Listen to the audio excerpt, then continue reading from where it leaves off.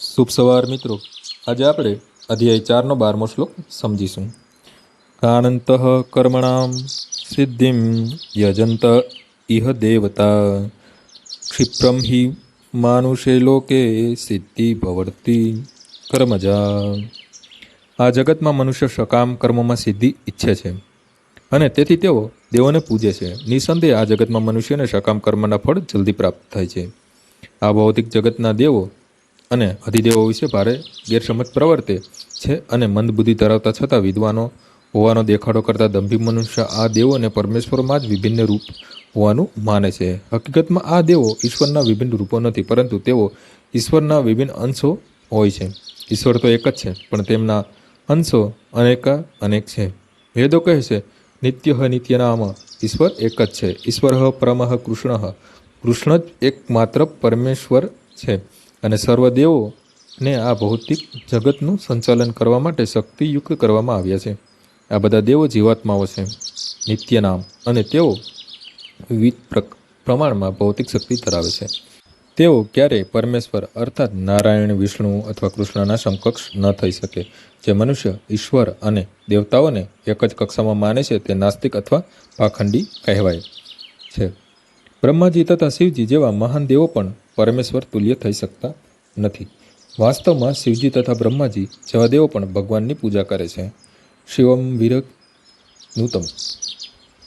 તેમ છતાં આશ્ચર્યની વાત તો એ છે કે મનુષ્ય અનેક મૂર્ખ લોકો મનુષ્યના નેતાઓની તેમની માનવ રૂપમાં અથવા અવતાર સમજવાની ભૂલ કરીને પૂજા કરે છે.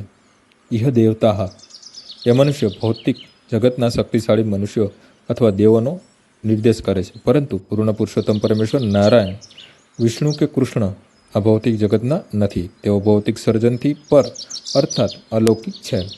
નિર્વિશેષવાદીઓના અગ્રણી શ્રીપાંત શંકરાચાર્ય પણ માને છે કે નારાયણ અથવા કૃષ્ણ આ ભૌતિક સર્જનથી પર છે. છતાં મૂર્ખ લોકો દેવોને પૂજે છે કારણ કે તેમને તત્કાળ કર્મફળ જોઈએ છે. તેમને કર્મફળ મળે છે, પરંતુ તેઓ જાણતા નથી કે આવા ફળ ક્ષણિક હોય છે અને અલ્પજ્ઞ લોકો માટે હોય છે.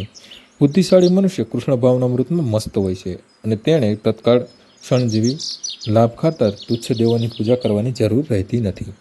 આ ભૌતિક જગતના દેવો તથા દેવોને પૂજનારા આ જગતના વિનાશની સાથે જ નષ્ટ થઈ જશે.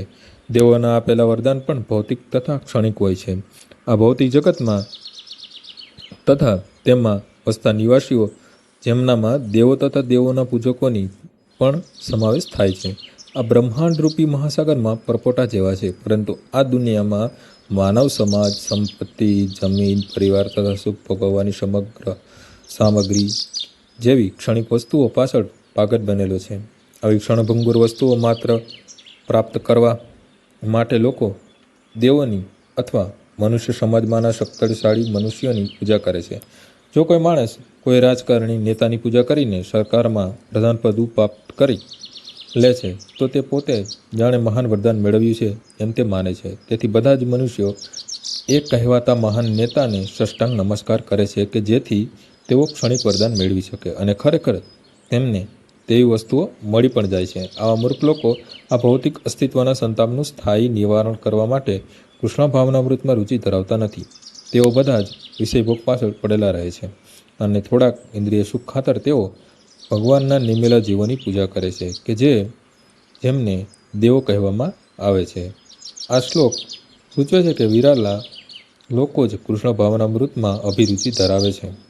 ઘણા ખરા લોકો ભૌતિક સુખ ભોગવવામાં રસ ધરાવશે, તેથી તેઓ કોઈ શક્તિ સંપન્ન દેવાત્માની પૂજા કરે છે. આજનો શ્લોક અહીં પૂર્ણ થાય છે. આવતીકાલે ફરીથી સવારે 6 વાગ્યે મળીશું. જય શ્રી કૃષ્ણ.